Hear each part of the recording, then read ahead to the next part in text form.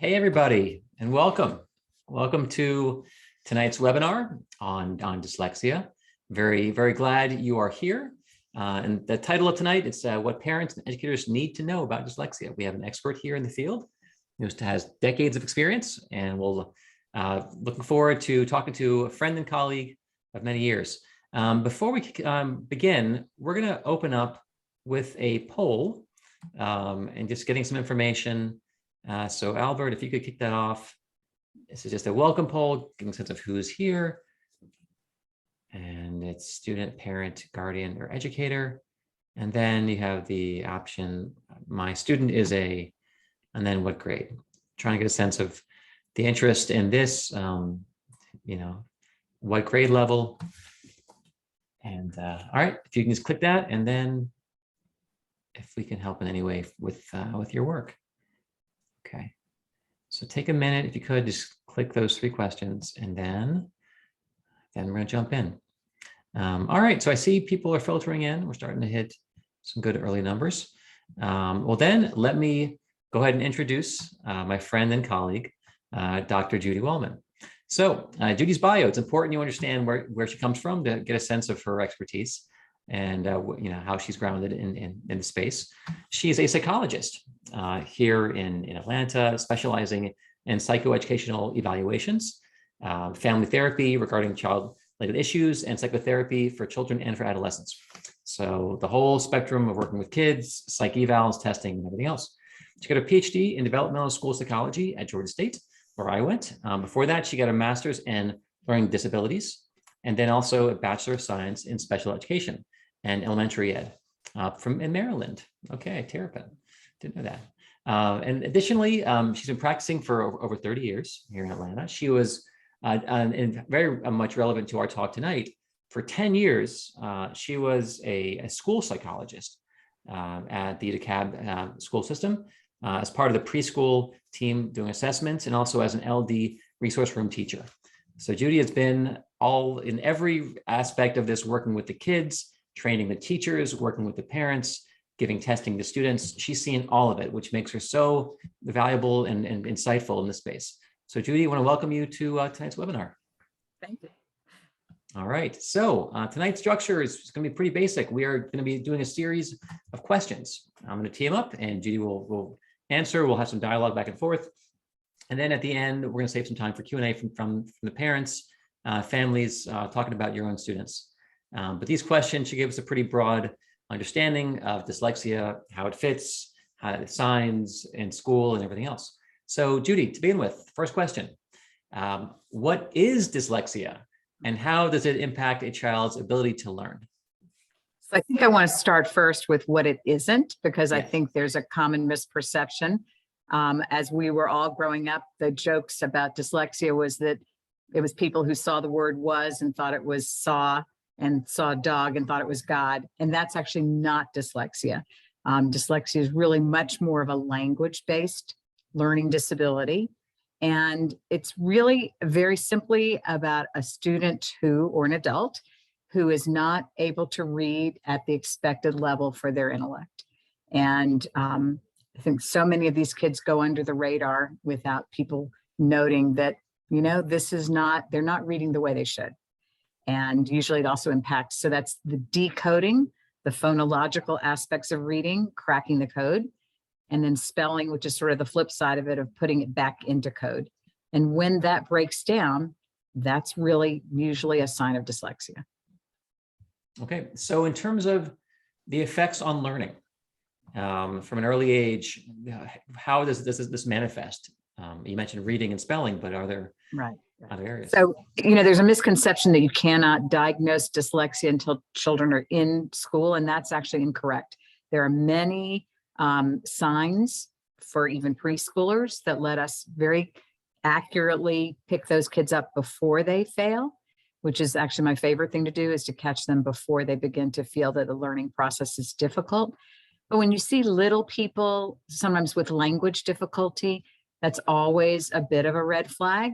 You really want to get those kids to a speech language pathologist early so that they can begin to intervene, and they will often pick up some signs that there might be dyslexia because they see the child is not playing well with the sounds and words. Rhyming is difficult. They're not able to figure out when words start with the same sound. Once there are some kids that can kind of look very capable and bright, and they're kind of flying through school and they're very articulate.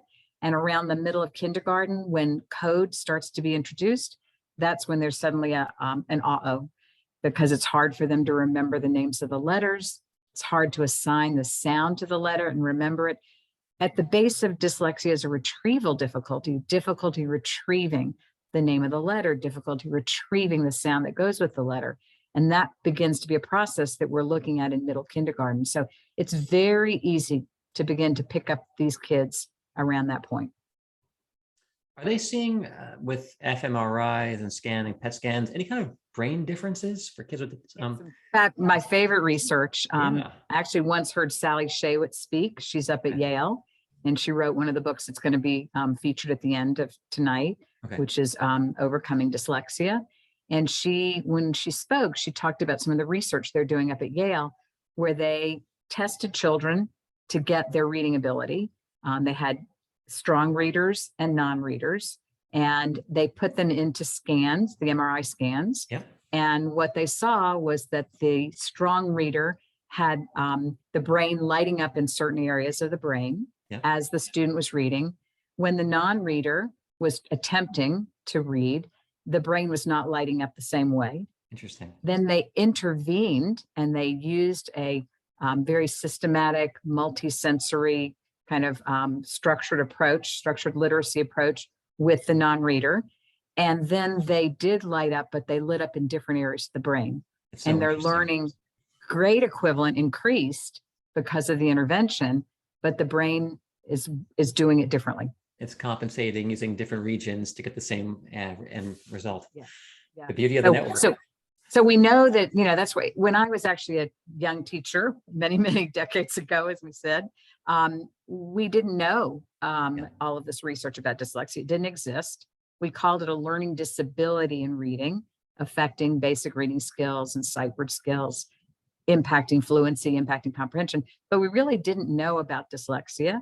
And in fact, in the public sector, dyslexia was viewed as a bad word. Okay. And then gradually, as all this research has come out, that no, it's very much probably causing most of the learning disabilities in reading that we see. It's becoming something that's now entering into the public sector. Got it. Okay. When it comes to dyslexia and talking about some of these brain differences in terms of how they process, how they encode, how they retrieve as well as primarily the retrieval issue, does this have anything at all to do with intelligence? Not at all. It's interesting. Some of the very brightest people out there are dyslexic. Branson is dyslexic. Yeah. Schwab is dyslexic. Henry Winkler is dyslexic, talented fellow. So in fact, the Fonz. So there are many very bright people who are dyslexic. Yeah. Being able to think thoughts and being able to crack code are two different mechanisms. Okay. And in fact, there are many gifted people who are dyslexic. Some of them go under the radar because they manage to crank out grade level work. No one recognizes the fact that, but wait a minute, this student is very strong, intellectually. They should be functioning well above grade level with their reading. And so that's something called stealth dyslexia, where they sort of go under the radar and often don't get picked up. They're just so talented and they've compensated so well that they're really cloaking the deficit. Okay, they're here, but for this, they'd be here, essentially. I got it. Now, talk about comorbidities. Can a child with ADHD also have dyslexia? Absolutely. In fact, there's quite an overlap between the two. I always think of it as like set theory, like here's the set of dyslexia and here's the set of ADHD, and there's a pretty hefty overlap. Doesn't mean that everybody who has ADHD is dyslexic. And not everybody who's dyslexic is ADHD. I just tested a child recently, little one who's 6 years old, had the most spectacular attention that I've ever seen on a little one that age, but very dyslexic. But there's a hefty overlap. And some of the kids who are dyslexic and ADHD might actually struggle most with their ADHD when it's in the academic setting. Got And it. it might not impact them as much. They might be one of those kids where outside of school, camp, home, sports, it's not a big issue. But when they sit at that desk, Right. That's the where it shows ADHD, up. the ADHD Because the really starts. frustration, some of the challenges, in terms of interest and the sense of, well, I'd be effective at this challenge. If they don't feel they will, their attention starts to deviate and so forth. Versus sports, games, other things. Yeah, got it. And Makes sense. a little more adrenaline gets pumped when they're Yeah. in those activities that they like. And when they sit to do that reading, the adrenaline just drops out. There's very little. That makes sense. All right. So a lot of ADHD coupled with dyslexia with your students. Now let's talk about signs. You mentioned when this manifests and some of the emotional tells and signs, kids who are ordinarily happy-go-lucky, suddenly they're getting morose, glum, kind of turning south as they're dealing with academic challenges. But let's talk about some of the signs that kids might have if they have this on dyslexia.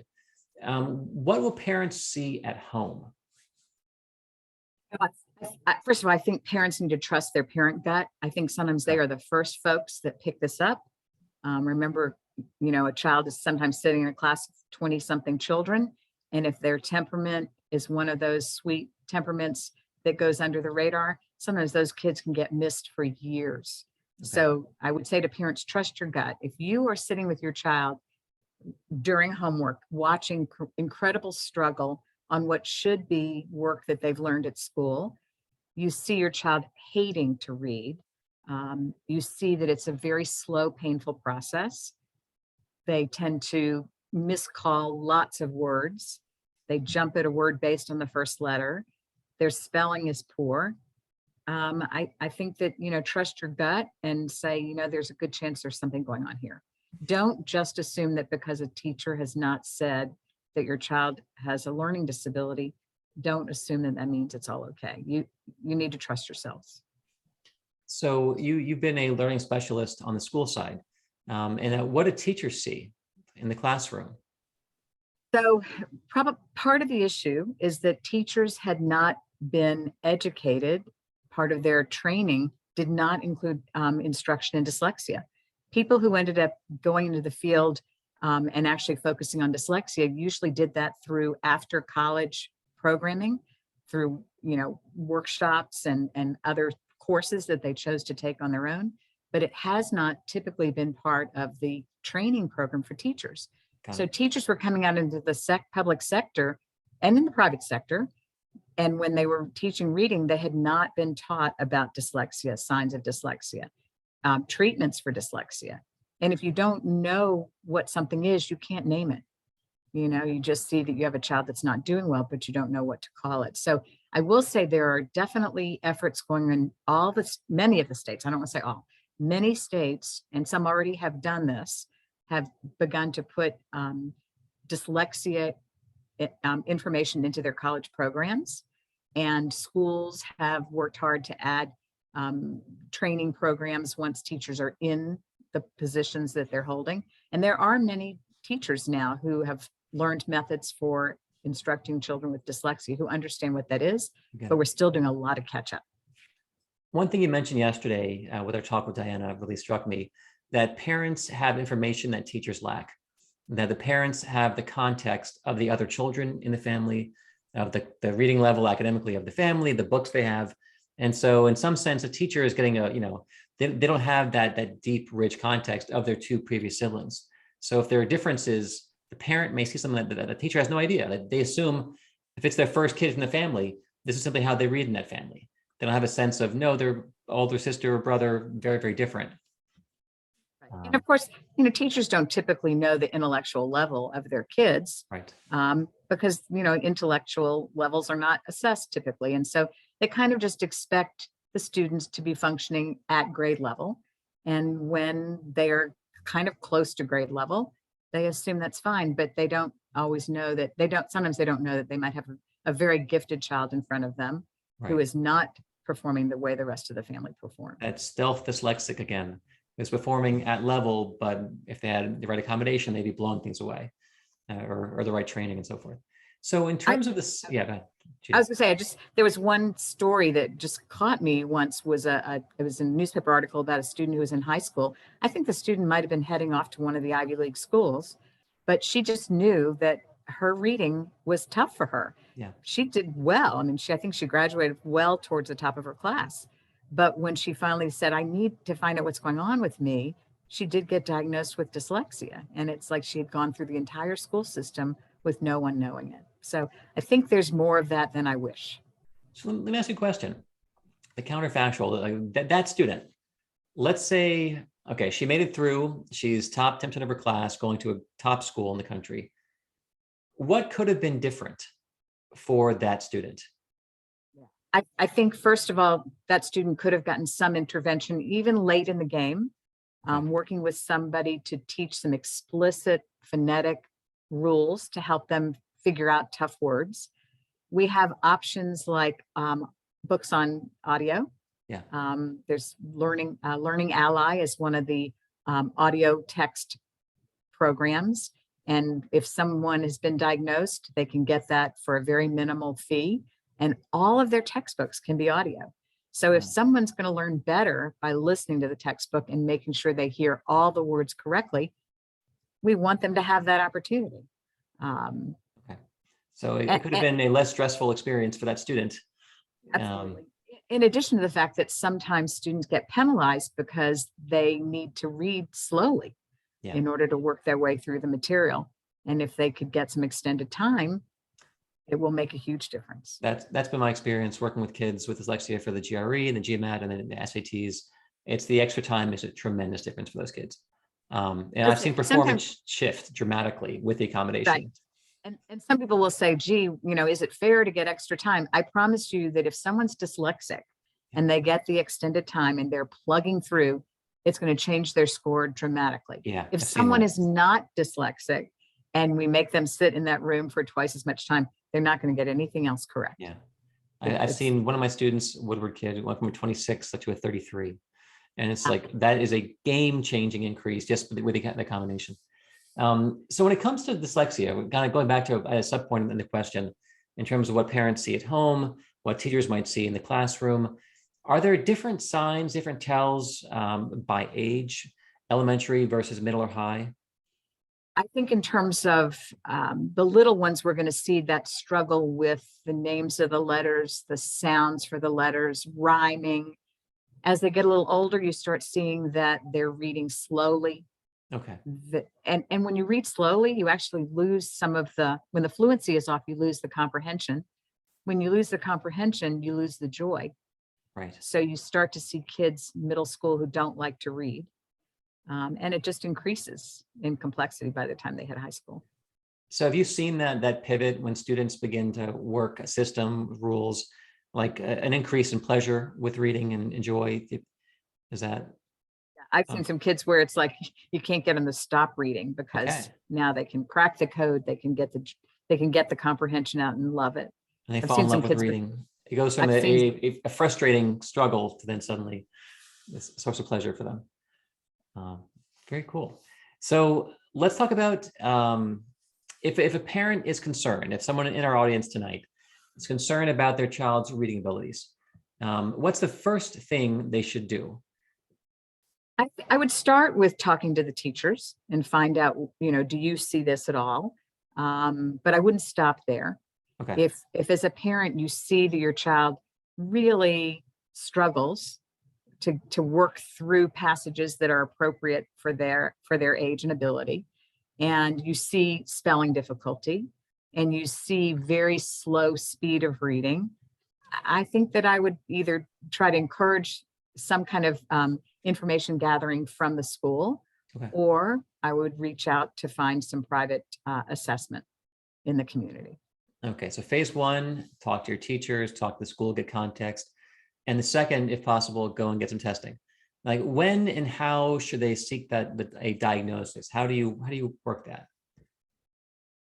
I think at the point where you feel that your child's success in school is being impacted, I unfortunately always say to people, if we could do the kind of psychoeducational evaluations that, it's actually a lot of what I do, if we could do it for every single child, Yeah. it would be a game changer. Yeah. Because it's actually an enjoyable process. It's sometimes parents are afraid of the process, but it's actually very interesting. When I have kids that are middle school, late elementary school, middle school, high school, I teach them about what it says about how they learn. Okay. And they like the information.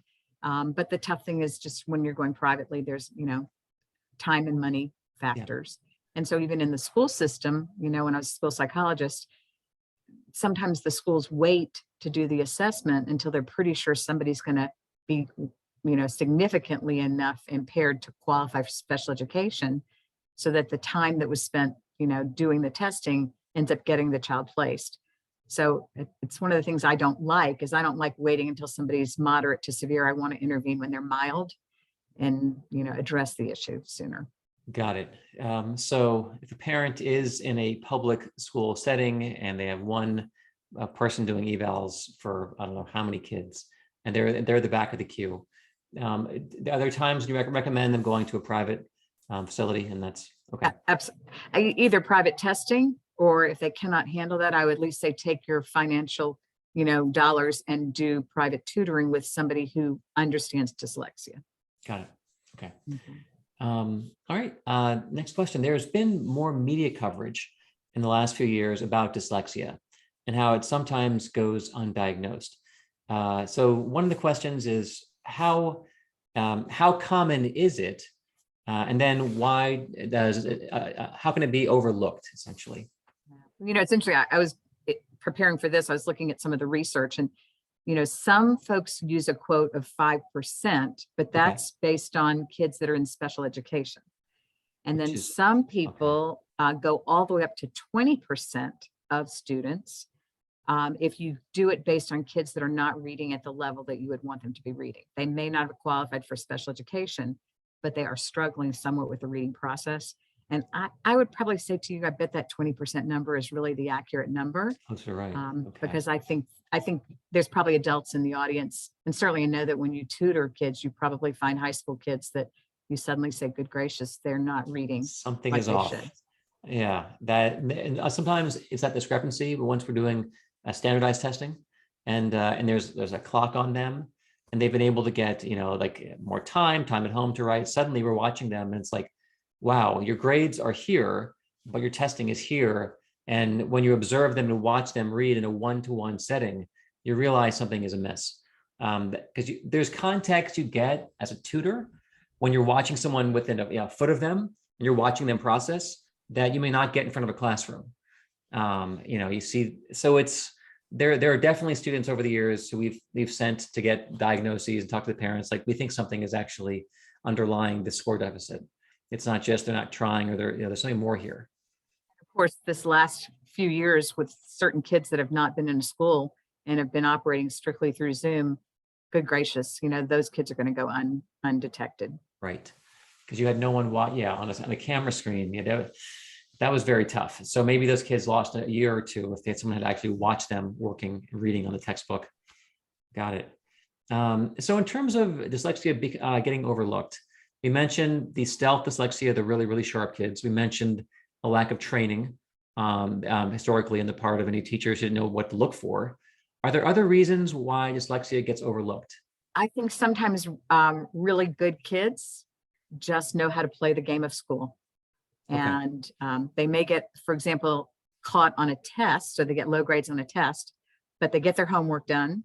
They know how to kind of crack the code enough to get things turned in adequately.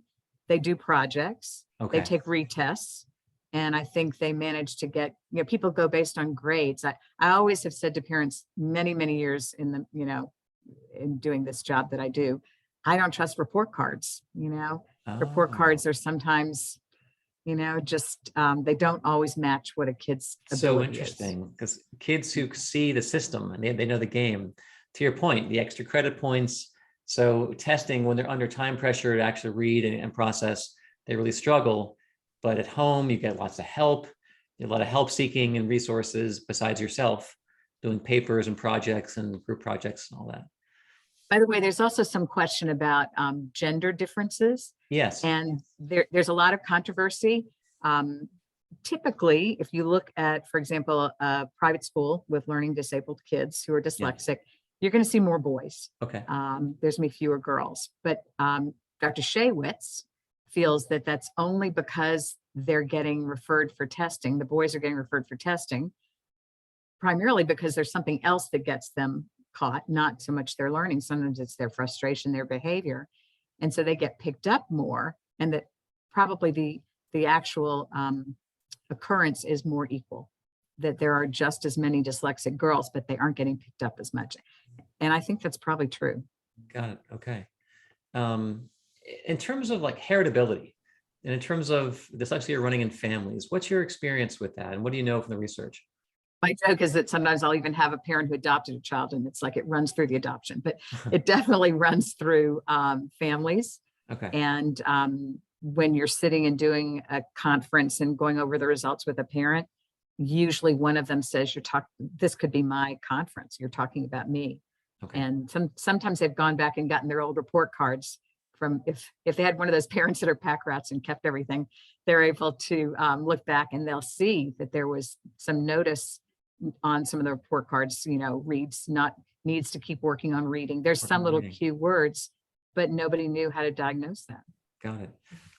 So academically, we mentioned like obviously that the reading intensive classes, English, that's a natural place to the massive reading load or history. Does this also come into play with math or the sciences? How does that show up for those kids? It can, because the same retrieval of the sound of the letter is the same retrieval of what is 6 times 7. And so I will often see that the kids that can't do quick math facts are those dyslexic kids. It's just one more place where you see it. So but sometimes they have, but they can have great math thinking, because math thinking relates to our cognitive ability. Because dyscalculia, like, the ability, the number, sense, or processing versus the reading of seeing the symbols and interpreting the symbols, I guess some students grapple with both different math. Absolutely. Okay. Yes. So in fact, for our listening audience, dyscalculia is the word that people use for math learning disability, and dysgraphia is the word that's used for written language difficulty. Got it. I calculate. Yeah, I know it's interesting. So kids, with processing and decoding and retrieval, all these interesting parts of learning. So when it comes to students and identifying students who have, this condition, is there an optimal window for identifying dyslexia? Is there the right age that you'd want to find it by a certain age? Well, sooner better than later, because the sooner we intervene, the better. When a youngster's reading normally and they're sort of, improving their reading and reading more complex books, their wheel starts to go. Okay. And if we've got a dyslexic student, kindergarten, first grade, they're not reading as much, they're not getting as much information, the wheel's going slower. It's awfully hard to catch up with that wheel. So I am a big proponent on sooner better than later, but there is never a can't do it. I mean, I've absolutely found high school kids, and certainly there are adults out there who never had the opportunity to be assessed. I've had some adults come after their children have been identified to say, I think this is me too, but I'd like the information. Interesting. And I've had some adults want testing. So in terms of the trajectory, like are there some students who have dyslexia who they're okay, then suddenly they hit a wall, they're not okay, like now it's too hard? Or is it they're struggling all the way along? The very bright kid can fake it out longer.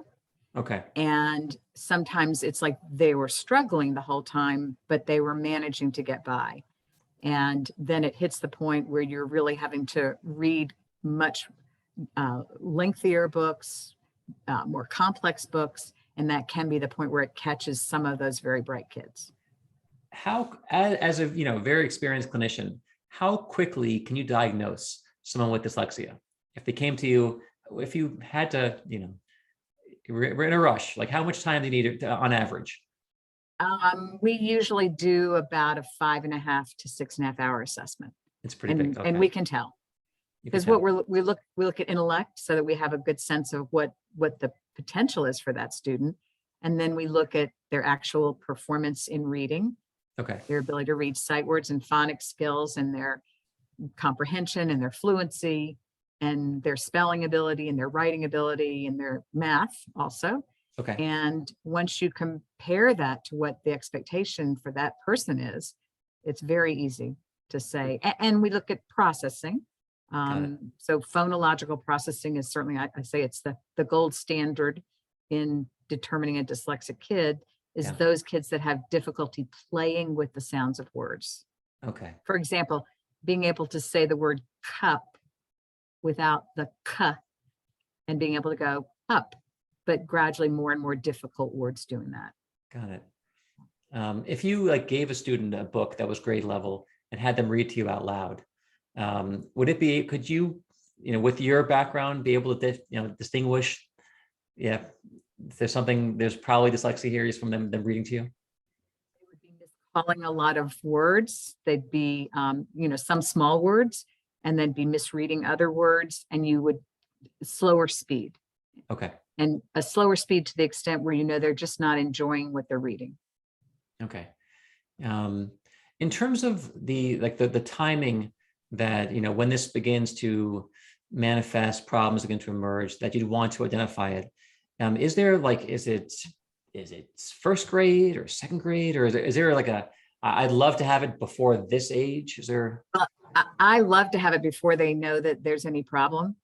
I actually have a grandson who got picked up a history of speech difficulty, retrieval difficulty, couldn't remember the names of letters and numbers. And really, he was about 4.5. He has no idea that he's actually dyslexic because he went into a special program. He did phenomenally. He's back in a traditional setting, and he truly never felt the pain. And that's my preference. I like to catch them before they feel pain. Okay. And so in this, there was a remediation intervention, then brought back into the mainstream. Like how long does a student on average need in this setting where they're learning these techniques and before they go back to the mainstream classroom? Some of the schools that work with children who are of average or above intelligence, but struggle with dyslexia, they kind of use about a 3-year intervention as sort of their rule of thumb. Sometimes it's 2, and sometimes it's 4, sometimes and then for some kids, when there are other issues, their language has got a little more involvement in terms of working memory and processing speed. And there are some kids that truly need to be in a small, structured type of setting for dyslexia for their entire academic career. So there's certainly a continuum. Okay, but a lot of kids you work with, they're identified, they're tested, it's clear. You spend 3 years learning techniques, processes, rules, heuristics. They come back. Are they essentially, there's all the spectrum you mentioned. Some kids are going to be in those classes for their whole academic careers, but are many kids, once they're back, just like other mainstream kids, they're able to continue with their techniques and rules? So I would say to you, it's a lifelong issue, dyslexia, typically. So usually the student who's ready to come back into a more mainstream setting is going to need accommodations. If they're in a public setting, something like a 504 plan, which gives the opportunity to have extended time. Don't take, I used to joke that if you had to wait for a child to be able to spell well, to be able to outplace back from a special setting into a traditional setting, they would never be able to leave, because sometimes spelling is never going to change. But we have spell check. We do. But we certainly also have accommodations on a 504 plan of please don't take off a point on their history test for every misspelled word. If this child has got dyslexia, it's going to impact them in some way, even though they can come back into a mainstream setting and be a good student. Interesting. Okay. I'll say one thing, by the way. Sometimes we pick up a student who, young, seems to be dyslexic. Okay. We end up diagnosing also ADHD. Okay. We do very good instruction. The ADHD, treatment results in significant improvement. And I have seen every once in a while a student where it's like maybe they weren't really dyslexic, maybe they were really ADHD. They needed very systematic instruction, but then it's actually, they have resolved it. So that is rare. I would say it happens like about once every couple of years, but it does happen sometimes. They resolved it. That's so interesting. So do you have friends in your life right now who are like, adults who have dyslexia? People you know? Absolutely. So Absolutely. are there things that you notice about them as adults that, versus your friends who aren't dyslexic? I think some of them are more into audiobooks and podcasts, Got it. and they probably write their notes on the laptop so that there's spell check. Okay. So you see a few things, Okay. and they usually joke about themselves. They do. Adults They're usually, yeah. They're still aware and they're making, adjustments and conversations. Makes sense. And by the way, sometimes our most creative folks, Oh, problem solvers are, have dyslexia, because there's no direct relationship between having dyslexia and impacting many other areas of life. right. I've heard some people with dyslexia say, were it not for their dyslexia, they wouldn't have achieved what they achieved in life, like overcoming those challenges, those struggles, finding creative ways to learn and think. To your point, they became more creative and more versatile in life. They became gritty. They became gritty. And so they learned if there may not be a doorway here, but I will darn well find one around the other way. Yeah. That's excellent. So let's say we do an assessment and it turns out that, yep, we've noticed in the terms of their speed, their processing, their decoding, their retrieval, we have real challenges. Dyslexia is diagnosed. What happens next to the student? So if a student is in the public school and their issue is moderate to severe, which is the point at which federal dollars are given towards an individual education plan, okay, then there is a process of getting them some intervention at school. I will say to you that sometimes the school approach is putting an extra, like a team person into the classroom to basically accommodate and help the person get through the curriculum, but not necessarily to spend time doing some intensive remediation. And then sometimes it's when you go outside of the classroom to either a private tutor or maybe a small classroom that's really doing more remediation, or a private setting that's doing remediation. That's where you actually can change the person's reading ability. Okay. Now, but it's expensive. It's expensive. That's the problem. Yeah, we need to get it into all the classrooms. Got it. Now, what can a parent do to support their dyslexic learner at home? I always say to folks, yes, kids need to read to their parents, but not at 8 o'clock at night as their bedtime story. Okay. Reading to their parent is tough. It's tough work. It needs to happen earlier in the day, small amount of time, but regularly. Got it. But don't take away the bedtime story that you read to your child, because you're building a love of literature. You're filling their heads with lots of, creative ideas. And if we have them reading out loud at bedtime when they're exhausted, sometimes we really ruin their love of reading. Got it. Okay. So let them enjoy that story time. Absolutely. Struggle. Okay, that makes sense. What's the best way to explain dyslexia to your child, either younger or as a teen? How do you explain it? I usually say to them that, we've found out that they're really a terrific thinker, but they learn a different way than the way that the teacher's been using. And so what we've got to do is use the results from testing to help get them the right way for them, so that they're a good thinker, but we've got to get them the right way for them to learn. And usually those ways are, the research indicates that it's what's called structured literacy. It involves a very heavy phonetic process that then works to, build automatic sight recognition, and then increases their fluency in reading, and then they're able to comprehend better. Got it. There's a number of different methods. People talk about the Orton-Gillingham method, the Wilson reading method, the Lindemood-Bell. They're all good. We just need that kind of systematic approach to the instruction. What are your thoughts? One of my friends has a 6-year-old and they're doing flashcards for sight words. the memorizing, like as someone who's done this for many years and in the school, how useful or valuable understanding that, phonograms and phonics and phonetics are really a huge part of learning the sight words and memorizing words. Is there a place for that? So it is a part of the process. Okay.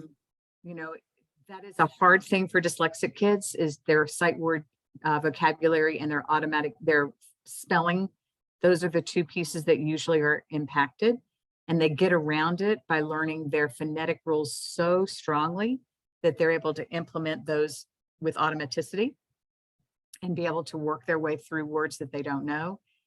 So they'll see a word that for us is very familiar. Like we instantly see it, recognize it, we retrieve it. For them, it's a word they've seen it many times before, but still it's not linking up to that memory of the word. Like bat. We just see BAT, we know bat. Bat, got it. But the dyslexic kid who's been receiving intervention is going to go bat, bat, and 2 pages later they may do it again. Do it again. Okay. Because they didn't hold it right.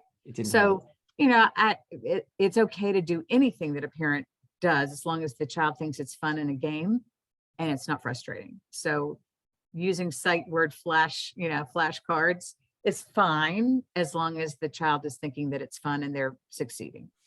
Is there more repetition in general with students who are dyslexic in your experience? If things are having a hard time encoding and retrieving, do you expect more rounds, more iterations with students who are dyslexic? Absolutely. Okay. Some kids learn really well with a lot of repetition, and some kids learn well with writing. Some need both. But yes, both of those methods would be implemented. In terms of your, the overlap squares, the union and intersection, in terms of students grappling with dyslexia and then the ability to write, like dysgraphia, do you see is there overlap there in your students also? They can't write the letters out? Absolutely. But I've also seen some kids who only have dysgraphia, that they're good readers, but it's their motor system that's really difficult for them to, it's the child that would, for example, ended up with some occupational therapy to work on handwriting. Got it. Okay. So I have seen some kids where that is a separate piece, and I've seen some where it's integrated as part of the learning disability with dyslexia. Got it. What happens, or what needs to happen in school to support a dyslexic student? And there's a question of, can dyslexia be cured or treated? So we want them to get one of the structured literacy approaches to reading, so that they get a very strong phonetic basis. They really learn the rules. They learn how to implement those rules to decode words, and they get a lot of practice with it. So we want to get that into their program. And we know that we can, that research study that was from Yale showed that, yes, these students increased in their reading level and brought it up to what it needed to be, but they just used a different part of their brain. So we know that we can get kids reading on level. They will just read a little different parts of their brain will be helping them read. So it may always be a little less fluent, a little slower. And that's why we want them to get that extra time on testing. And got it. Are there identical twins where one is dyslexic, one is not? I have a friend, psychologist, and yes, supposedly the kids have, I think she explained it was like the same genotype but different phenotypes. Okay. So I think she would say yes, that one was dyslexic. Interesting. There's a question about, so you have dyslexia. What are the long-term outcomes for students with dyslexia in terms of higher education and career? What do we know? As long as they can get accommodations, there's nothing they can't do. I mean, you've got Richard Branson, you've got Charles Schwab, you've got people in every field that will say to you, I'm dyslexic. I think the governor of California, I'm pretty sure that he once said that he was dyslexic. It's in every field. Having grit is important. Having support to become a reader is important, and having those accommodations and learning how to use them. This is a we're a technological world now. And so students they can get books, audio, they can dictate their papers, from speech to text. We've got calculators, we've got all kinds of technology that didn't exist before. So it really does help level the playing field. There's nothing someone They can't do. do. I think about that 20% estimate that maybe 1 in 5 people struggle in this area. They're off label, they have challenges. Only 5% probably in high school or below have accommodations. I'm wondering, like, the number of people who don't finish college, is there a correlation between people who are either undiagnosed or who let their accommodations from high school lapse once they're in college? I know there was always research that said that our prison population is heavily dyslexic. Got it. Because they just gave up. Nobody helped them and they couldn't read. That makes sense. Oh wait, Judy, your volume was turned down for a second. Uh-oh. You're really? back, Suddenly? you're back. Okay. I don't know what that was. I was just saying the prison population is extremely dyslexic because they didn't get the intervention and they were frustrated. Got it. And that's something I just want to throw out there. Like, I work with many students. I'm working with several kids in college right now on these, tutoring them for executive functioning. But in terms of, I know from experience that a lot of our kids who have accommodations, the parents secure, they lock them in for high school, they have a 504, an IEP, a response to intervention plan for the school. They go to college and they don't come with them, or they don't put them in place. And then it's some incredible number. It's like only 17% of students, I think, who had accommodations in high school get the same ones in college. And so you have so many kids who might need extra time or more support who don't get it. And I just want to make sure everyone knows the whole self-advocacy piece is so huge, Judy. And in colleges, there's a disability services program. I think it's in every college. And I always say, students should take their reports back to that college and try to get some of the same interventions that they had before. Tutoring support, extended time, help with papers, those kinds of things. And the shift has to happen once they're 18, like, the parents are home and they're off in a different state.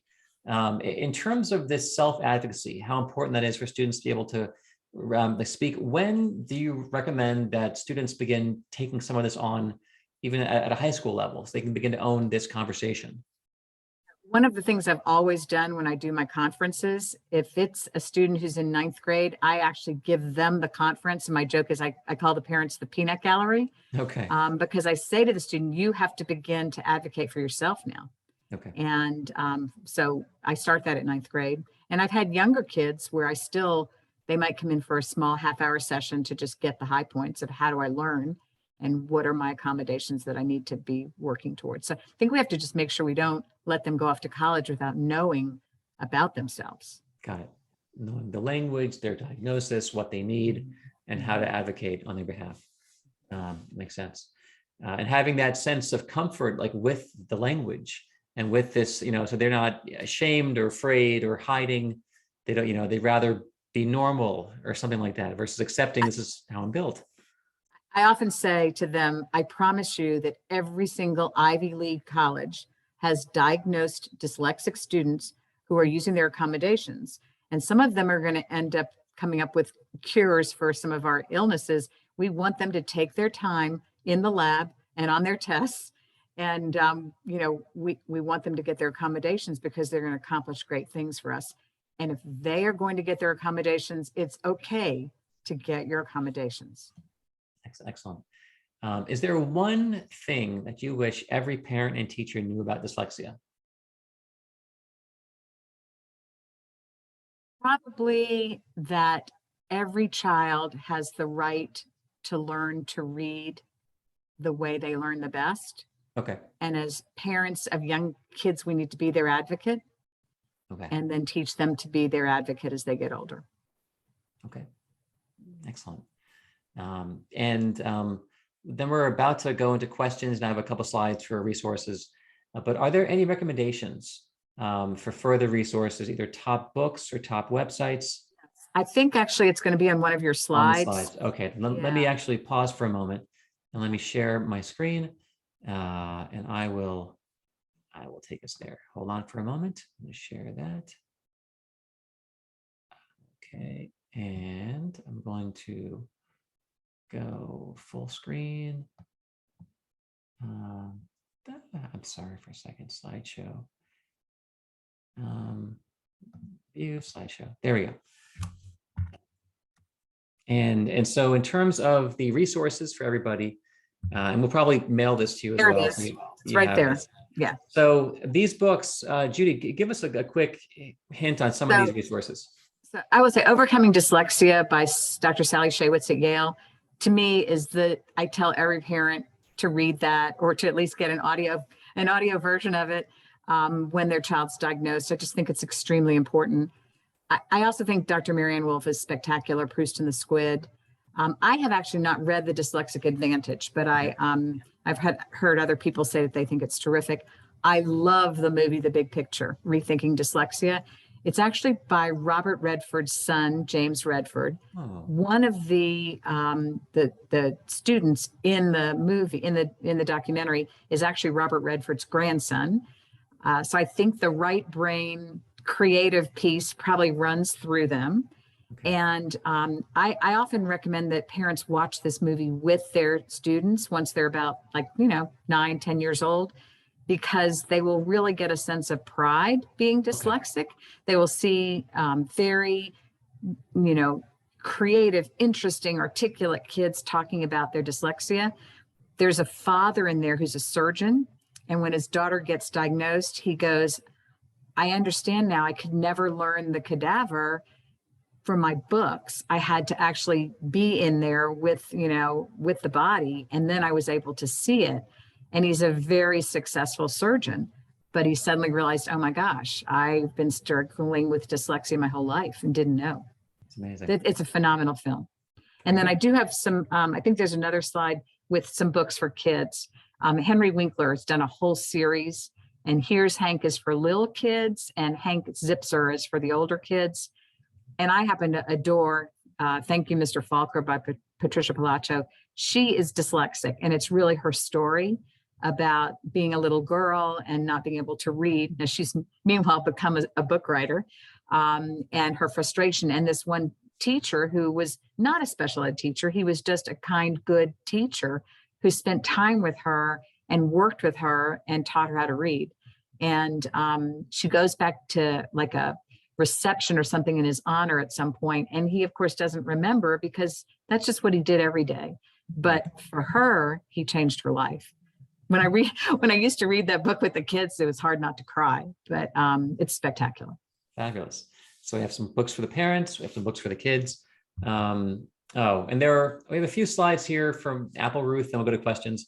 This is just part of our work, working with students, changing their beliefs about themselves, their identities, learning to accept and embrace who they are as students, and where we're teaching skills and changing students' self-beliefs. That's part of our work at Apple Ruth. And then we also have all of these helping kids with academics, helping kids with executive functioning, and of course with testing. And now we have questions and answers. And I want to open things up we have 18 questions open. Okay, Judy, you ready? Yes, I'm ready. Let's do this. How would this work in languages like Chinese, where there are no codes to crack? Supposedly in every country, there are dyslexic kids. So I don't know specifically about, but it's remembering the name of the symbol and remembering the sound that goes with the symbol. It's the same retrieval difficulty. So I suspect they have their dyslexic kids. Got it. There's a question from Debbie. What should you do if your school only uses balanced literacy and has a haphazard phonics curriculum? I think you go get a program yourself, or you hire a tutor, or you trade out, you do something for a parent who's got this kind of training in their background, and you get your child that instruction. Okay, perfect. The next question from Rob. Now in high school, with an increased workload, more reading, my sophomore seems to be having problems absorbing, comprehending long passages. He didn't seem to have this problem in earlier years. Could this be a form of dyslexia, perhaps undiagnosed? It could be. Could be. Especially if he's very bright. And I would try the Learning Ally in terms of getting audiobooks to see if he follows along, but he's hearing it. Does it enable him to put his effort into the comprehension instead of using up his effort on the code? Got it. Kind of back to the balanced literacy question. When a school uses balanced literacy or whole language, how can you, as a teacher, tell the dyslexic kids from the struggling learners if they're using whole language? Is that kind of hamstring you? as a teacher to identify? You know, the issue with whole languages that, of course, those are the kids that were going to just read without instruction. You know, they were Right. just going to put it all together. So I don't know that it matters to differentiate dyslexic versus struggling. To me, what we've said about the definition is that if you are not reading at the expected level, go ahead and use the intervention that we know works, which is a very systematic approach that's code-based. Code-based. Gordon Gillingham and Linda Mood Bill. All right. Yes, go ahead and use it. Very good. There was one parent asked, are there signs besides poor spelling? I find that a lot of our students these days, they all have poor spelling. Yes, slow reading speed, difficulty working through the words comfortably, having to decode the same word again, page after page, not being able to hold it in memory. Those are some other signs. But yes, you're right. We should be doing a little more systematic work on the spelling, just because I also think it helps with reading. I mean, I think they feed each other. There's a parent question here of asking about, so we have kids who aren't good at reading, but then, or I'm sorry, kids who are very good in reading, but they're not good at math. Is that a different, when you have a student like that, great readers, very weak in math, where did you, I think it's a learning disability in math in all likelihood. Although, listen, we aren't all equivalently strong in everything. Yeah. But if the math is truly causing troubles, get a tutor. Yeah. You know, get somebody who can help them. There's different ways to teach that they're, you know, something with more tangible materials to try to get those concepts in for a student. Excellent. And then, okay, does dyslexia exist in math? Or are there areas? How does it manifest?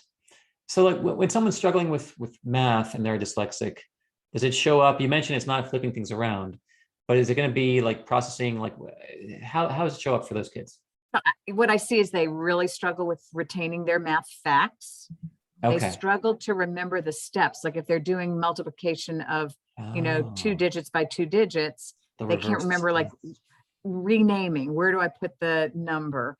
Or if they're doing long division, they forget all those steps that go into the process because that's working memory. Order of operations and PEMDAS, things like that. Hard to remember it all. Yes, yes. Okay. So the again, it keeps going back to that retrieval working it's not memory. coming out from long-term memory. Interesting. My daughter has dyslexia. She has an IEP for school. My question is, how do I get her accommodations for the PSAT? She'll be a 10th grader next year, and the IEP teacher at school said it's not necessary. I disagree. She needed to read as well as extra time. How do I pursue this? So if a student has an IEP, they're almost an absolute automatic.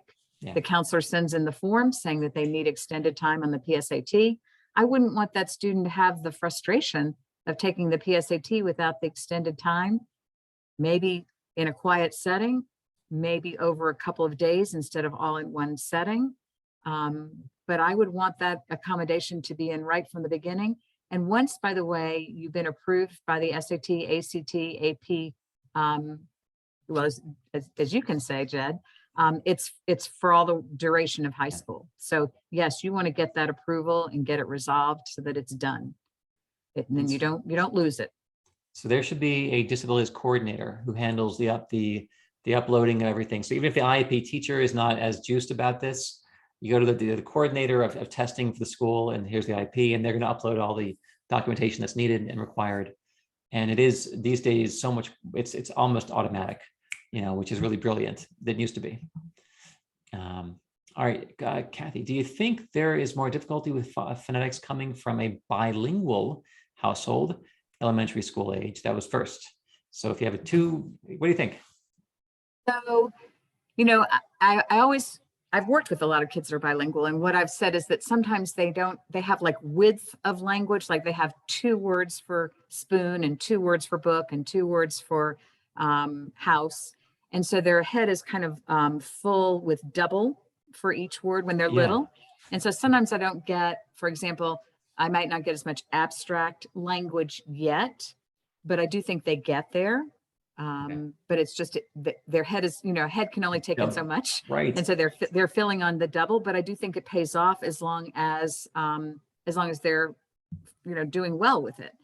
I think that ultimately there's great benefit to it if it's working for a student. And what was the rest of that question? I talking about working memory. Is there more difficulty? There actually is a question about memory, two down from here. This person had a two-part question. It was, is it harder from bilingual household? And then I also learned recently that the Georgia is aiming to start testing all kids with precursors from kindergarten. Do you believe the testing options will become more widely available through the health insurance, particularly in private settings where responsibility falls on the parents? Do we think it's going to be more widely available through health insurance? Huh. The health insurance tends to view it as an educational piece, not a medical piece. Not health, not medical. I don't know that having the state test kindergartners is going to impact insurance. I have a feeling they're two separate pieces. But I'm glad that they're testing the kindergartners because they're going to pick up a lot of kids that need intervention. That's where the state departments are starting to get the idea that dyslexia is a real thing. It's a real thing. Okay. I like it. A teenager is doing very well in school, doesn't fit the criteria as we've outlined. For example, they do love to read. They are a bad speller. They have a slower speed of reading and decoding words. Might they have some other learning issue that is not dyslexia, or is it still possibly dyslexia? Very possibly still dyslexia, and they're very bright. And so they basically know how to read, maybe without getting every single word, but I've seen kids with dyslexia get their way through a paragraph, answer all the questions as if they can just somehow suck the meaning out of it, even though if you heard them read orally, you would hear the dysfluency and you'd hear the sound symbol difficulty. So I've seen that. So their enjoyment of reading isn't necessarily a disqualifier. They can still be dyslexic and like to read. Yeah. But bad spelling and slow and hard time with decoding. So those are all tells. Yeah. I would say there's a good chance dyslexic, but really bright and able to suck the meaning out of reading. Cool. Then in terms of working memory, you mentioned this. What suggestions do you have for helping dyslexic with memorization? For example, time to learn the times tables. The memorization tasks are so burdensome as there's a more limited working memory span. I would try writing it. I would try walking around the room, marching with it. I'd try putting it to music. I would try as many ways as possible to make it meaningful. Okay. Get every sense involved, kinesthetic and the movement and all right. Plug them all in. Music is great. And I think there are some materials out there that actually put everything to music. Memorizing with music. It's like a different part of the brain even with music. All right. So I'll use the body, use music, walk around, all these things. Now, there's a question from Marcy. So will dyslexia also affect the ability to call up words or use the wrong word, like oven for toaster or seal for polar bear after reading about polar bears? Absolutely. In fact, it's one of the early signs is where you see kids struggle with retrieval of typical words. And then that is sort of like a forerunner of being able of seeing the same struggle with the names of the letters and the sounds of the letters. And they'll substitute and they'll grab something early else. Signs. Yeah. Okay. Yeah. Or even like the Paschetti, not being able to remember that it's spaghetti. Spaghetti, but they'll keep making that same error, Paschetti. And it's cute and everyone laughs, it's funny until eventually maybe it's not. If it's a recurring issue. Got it. What online options would you recommend to get tested for dyslexia? We don't have any places here where they are, Lisa? I don't know of any online. I would contact, local universities. Sometimes their PhD students are doing testing in their labs if you can't get it through your public school system. I would seek out speech language pathologists. Some of them are really taking on kind of a little more than just speech language and going into the phonological areas. And so they may be able to be helpful. Pediatricians may know of somebody in the area that does a psychoeducational evaluation. Yeah, a lot harder online without that kind of in-person deep eval. There's a question, can you have dyscalculia but not dysgraphia? Yes. Absolutely. No question. Okay. There's a question, what about older students? My daughter was just diagnosed and she's 13 and there are no bedtime stories. Okay, so. I think that spending time together at night. Obviously you're past the bedtime stories piece, but during the day, work together when you have time, like, if there's, get them the audio texts so that they can listen to the books that they have to read for school and be able to get the full piece of literature. I think that Learning Ally is a phenomenal resource. Right. We have our last 3 questions, then we'll call it a night. What advice do you have for a kid with stealth dyslexia who has been successful with grades, although always below reading level, and the school isn't open to providing services because of the good grades? I would probably go and get a private tutor who understands dyslexia, and it's to me, it's a gift that you're giving that's pretty powerful. Excellent. And then you can talk about how to help your dyslexic high school student. How does it show up differently besides slow reading? Are there special things for a high school kid that you recommend, how to help support them 9th, 10th, 11th, 12th grade? I think at that point, it's really about getting them the right accommodations at school. If they've never had intervention, I'd want to hire somebody on the side. Maybe they can't tolerate it during the school year, but maybe in the summer they could. And then during the school year, it's all about getting that 504 plan to make sure they get accommodations to enable them to do their best. And the final 2 questions, one of them is very specific. Can you recommend an expert for an eval in Seattle? How would they find someone in Seattle? Contact the International Dyslexia Association. There is a state branch in every state. And if you can get a hold of that branch, the person going through the International Dyslexia Association, you will find some people in your state doing evals. Very good. And finally, the last question of the night, I have a 6th grader dyslexic with an IEP. She currently has a reading intervention. They use Reading Plus. I'm not sure it's helpful to my daughter. Do you have any recommendations? You mentioned those 3 again. Could you, I guess, refresh that one? Orton Gillingham, Wilson Reading, and Linda Mood Bell. Okay, those are the common approaches. And again, contacting the International Dyslexia Association and your state organization will help you with a list of tutors. Excellent. That is our time. Judy, you're always fabulous. I so enjoy listening and learning from you every time we do this. Hopefully help some folks. Excellent. We definitely did. That was great material. We'll be sending out, I guess, some information to everyone who came to the webinar. Everyone have a great night. Thanks for being part of this, and look forward to the next one. All right.